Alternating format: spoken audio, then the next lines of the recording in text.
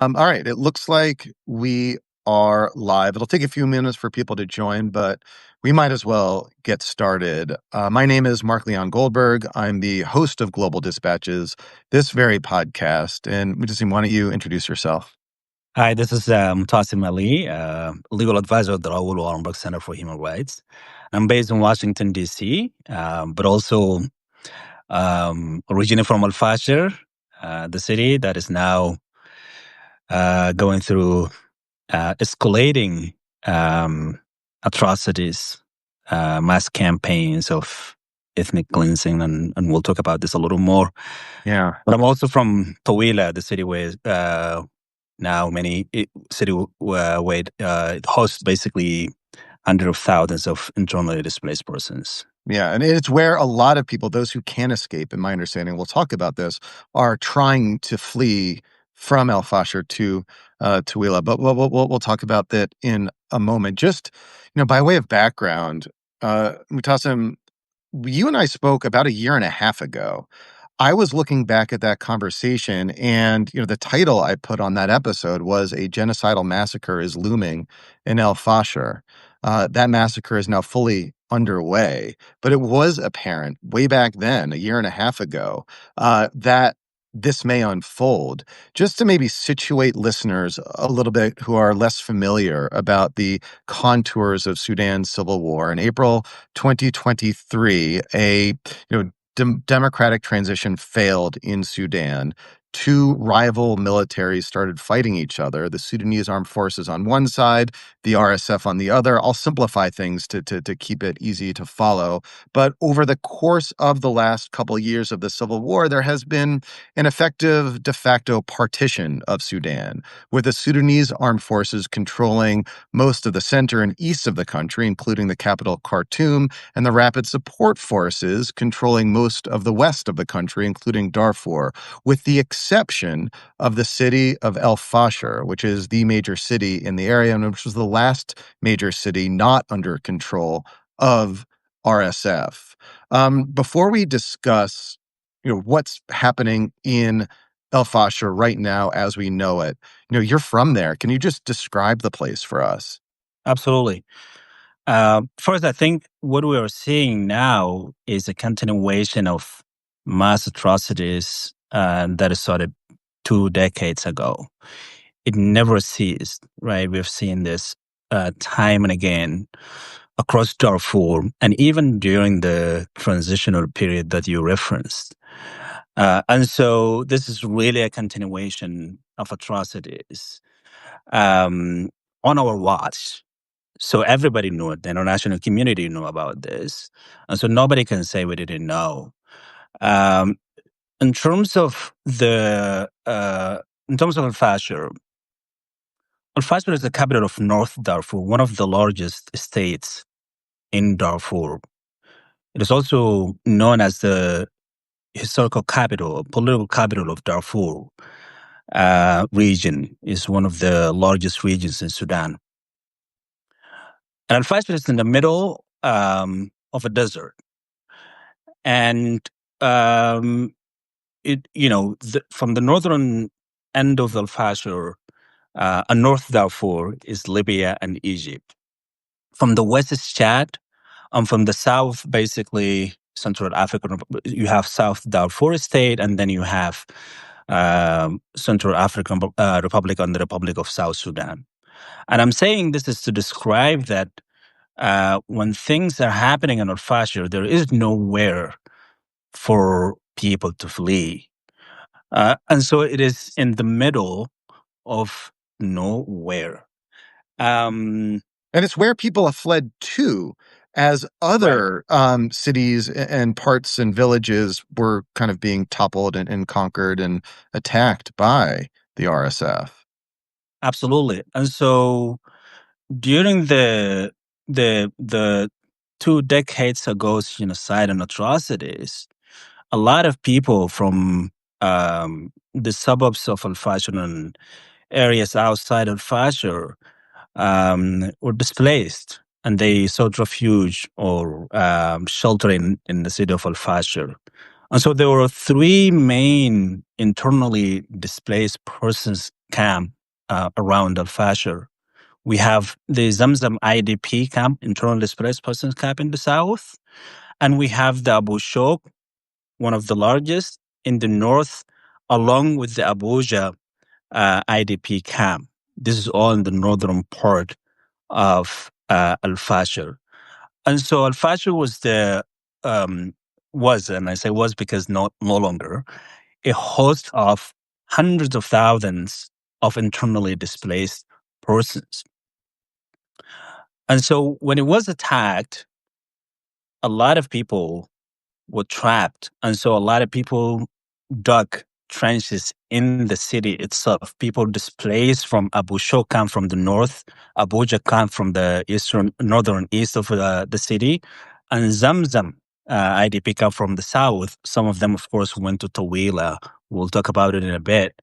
But the majority, or a lot of displaced persons basically went to the city itself and dug trenches where they were caught by the RSM in the last couple of days. Yeah.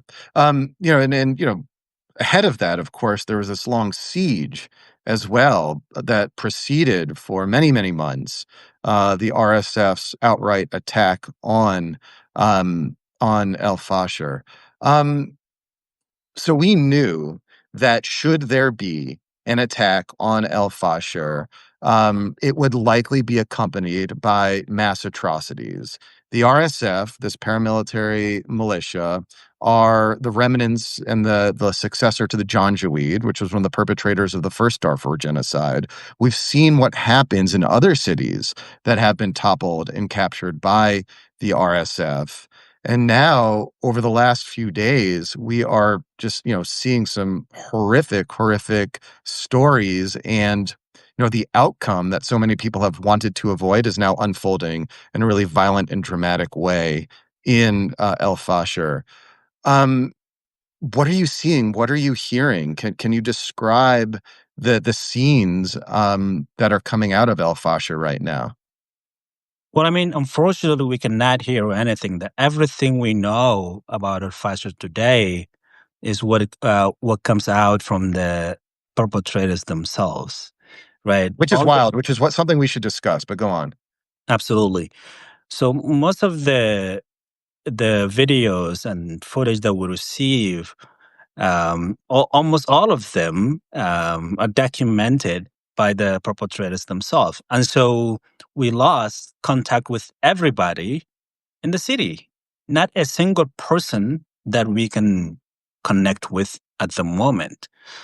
And so, you'll see videos of RSF fighters basically saying, I know I killed at least at this point 1,000 people and I lost count. And tomorrow we'll see how many will I kill. Um, and this is to say that they commit these atrocities and they glorify them, not only for themselves but for the world to see. And this is because of the culture of impunity that they enjoy for years. We've seen that in El Geneina. Nothing happened. Nobody That's happened. another city. That's a city in West Darfur that earlier in the Civil War was captured and conquered by the RSF, and following which mass atrocities occurred that were well documented by international media and local human rights groups as well. But you're saying that what we know coming out of El Fasher right now, the atrocities that we know about them because the perpetrators are posting braggadocious videos demonstrating their brutality, demonstrating their mass atrocities, that they're just systematically killing people. You referenced this one video that was kind of rather famous of a local commander bragging that he killed 1,000 people today. Maybe he'll get 1,000 more people tomorrow. And this is what they're posting to social media themselves. Right. And they do this proudly and celebrate it with their members. And what this does is basically inspire other field commanders to do the same. And so now we have about 200,000 people that are remaining in the city, and we do not know what about their fate, right? And so this is where we are today. But we know that the RSF and their fighters made their intentions clear, that we have no mercy and we're here to kill. Can you, and this might be difficult, and feel free to say no, describe one of the videos that you've seen?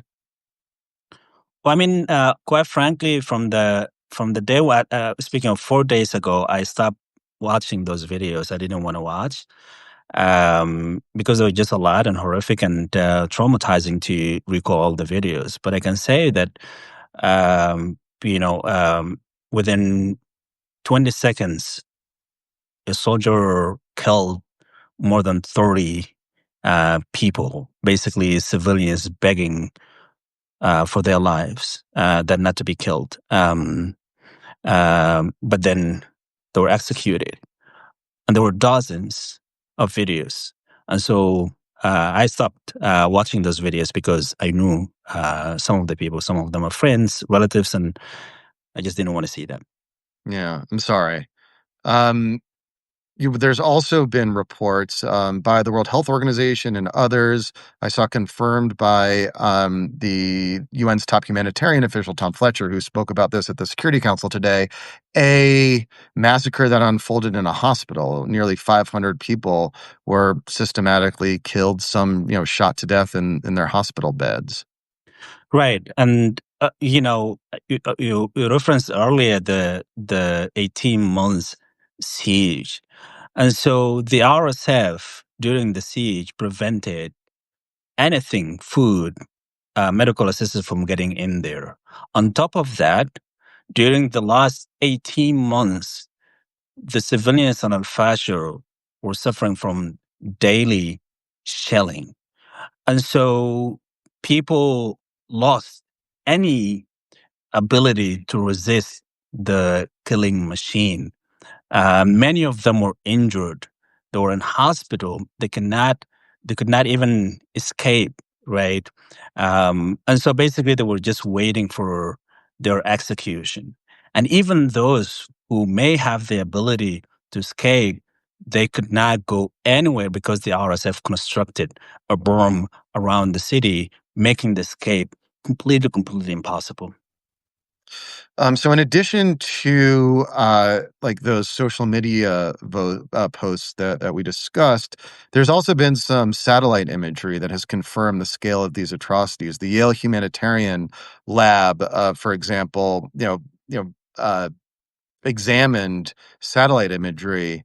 And I mean, I thought it was awful. You could see just, blood splatter from satellites in space lining roads fleeing the city. Absolutely. Pools of blood. And by the way, Al Fashir is like a desert area. And imagine how many people will have to be killed so that you see pools of blood visible from satellite imagery. This is just to demonstrate the scale of atrocities and the killing of people. And the idea is that not to leave anyone alive. This is what they used to say in days and months preceding the attack on Al Fashir, because RSF soldiers and using social media platforms that nobody in Al Fashir is a civilian. All of them are fighters, and therefore we will kill them. So those who, are trying to escape and the few who have managed to escape have fled south to Tawila. Can you just describe that journey? So Tawila is about 60 kilometers away from Al Fashir. And uh, the whole area is controlled by the RSF. Many of the people who managed to escape were completely, lost their ability basically to walk. They're weak because of the, months of siege and the spread of disease. Lack of there are no transportation. but somehow ended up in Tawila. It is, I'm surely from some of the information that we received in the last 2 days or so, there were a lot of people that are dead on the road on the journey to Tawila. Women, men, and children, and of course the RSF are always looking for men, taking them hostage, seeking, a lot of money to be rescued and so on. And so I know numerous cases of individuals from the Abu Shok camp now are held hostage by the RSF, and now the community in diaspora basically will have to collect so that they can be rescued.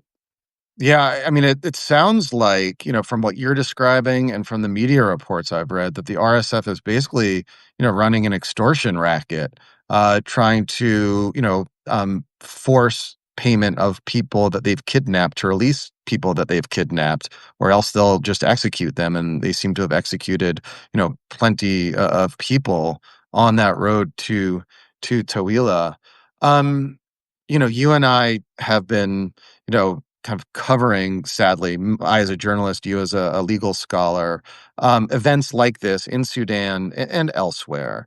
And, it eventually emerges that some of the most reliable accounts of what's happened in a mass atrocity are from those who've managed to escape it. And I have to imagine that Tawila is going to be the place where those who have escaped what's happening in El Fasher will wind up. Is there like an opportunity? Are there any opportunities though for either NGOs or journalists or others to like document what's happened based on the accounts of survivors in Tawila? Yes, there are individuals and local organizations that document the atrocities and hear the stories of people who survived the massacres in Zamzam and now Al Fashir. The problem is, even Tawila is not safe. It is not far from Al Fashir. It's about 60 kilometers, right? And this is the worry at the moment. Now that the RSF took over Al Fashir, we don't know where would be the next destination. But I can tell Mhm. you for sure, Al Fashir is not the last stop. Yeah. And And sorry, it's worth just pointing out that Tawila is not under control of the RSF at the moment, at the but exactly, Tawila after at El the Fasher, moment. probably. Yeah. Right. Tawila is not under the control of the RSF, and it is not under the control of the Sudanese armed forces. It is under the control of an armed group called the Sudan Liberation Movement under the leadership of Abdul Wahid Ahmad al-Nur, who's not a party to the conflict. Basically, he says he's neutral and he's not taking side at all. And that's part of the reason why Tawila and other areas under his control are safe haven, at least at the moment, for displaced persons. But how will that continue?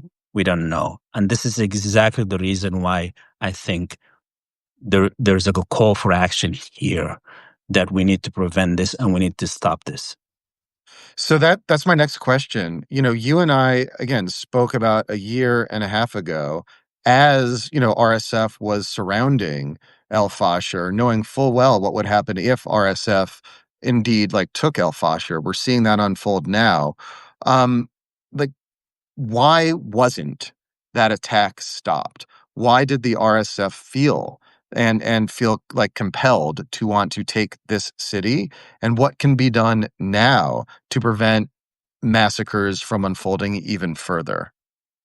Well, I mean, for the RSF, of course, it has major political interest in capturing the whole western part of the country, at least, supported by its regional backers. And here I call the United Arab Emirates, has been providing assistance, military and financial assistance to the RSF, um, you know, throughout the this conflict from 23 until now, and probably even before that.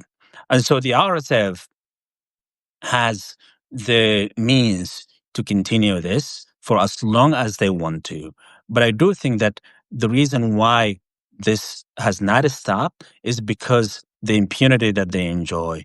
The, at best there will be a statement, a vague statement condemning the RSF, or even saying the warring parties without even naming the perpetrators. And so that's sort of as an incentive for the perpetrators to commit atrocities with impunity. In addition to that, they make profit of this because there's a whole gold and district trade in gold and other minerals in the region.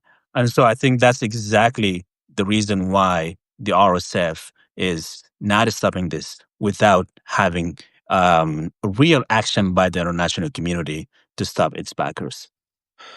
So I want to just drill down a little bit more here.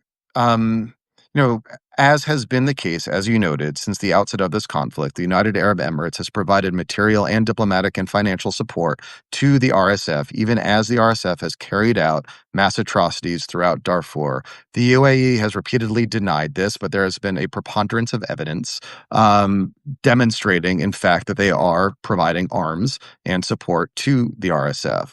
What can be done in the immediate term in the context of this mass atrocity unfolding in El Fasher to perhaps exert at least some leverage over the UAE to get them to rein in their proxies and the RSF in Darfur and El Fasher? What we see today, it will not stop without clearly calling out the UAE to stop funding the RSF and to stop the RSF from committing these atrocities. The countries that can do this, the United States, the United Kingdom, France, all the members of the UN Security Council, all of these states have robust defense and security partnership with the United Arab Emirates. They're selling arms. They consider the UAE a major regional actor, and so there is like a leverage there that they can use to stop the UAE from funding the RSF, but also to call on the UAE to stop the RSF from committing these atrocities. That's really the only thing I think at this point in time to stop the atrocities. The whole conversation about peace and the negotiations would be pointless so long as the perpetrators continue to receive the funding necessary and the arms to continue the war and commit these atrocities. So, you work for the Raoul Wallenberg Center for Human Rights. Raoul Wallenberg was a Swedish diplomat who was posted to Hungary during World War II and used his position as a diplomat to rescue thousands of Jews from the Holocaust. He did things like, print fake passports so that they could escape, shielded people in Swedish diplomatic and consular offices. He eventually, one person that he rescued ended up being a member of Congress, Tom Lantos. And to this day, the only non-American whose bust is featured in the United States Capitol is Raoul Wallenberg. Wallenberg was disappeared. No one ever knew what happened to him. He was presumably captured and killed for his efforts to rescue these Jews. So I'm wondering, who are the Raoul Wallenbergs in Sudan today, and how can we support them? Unfortunately, I do not see Raoul Wallenberg in Sudan. This is because at this point in time, the main actors with the ability to end the atrocities are the perpetrators themselves. Civilians have no place to make decisions at all, as pretty much the majority of the Sudanese people are now either displaced or refugees, and so I do not see that the solution can come from within, and that is part of the reason why I think the international community and regional actors are the saviors, at least for now, to rescue what is left and to save at least some of the Sudanese trapped in Al Fasher and other cities that are facing systematic atrocities by the RSF and other actors in the country. Well, Mutassim, thank you for your time. My heart breaks, and I hope that your family, your friends are okay. Thank you for speaking with me. Appreciate it, Mark. Thanks a lot for taking your time to interview me. Appreciate it.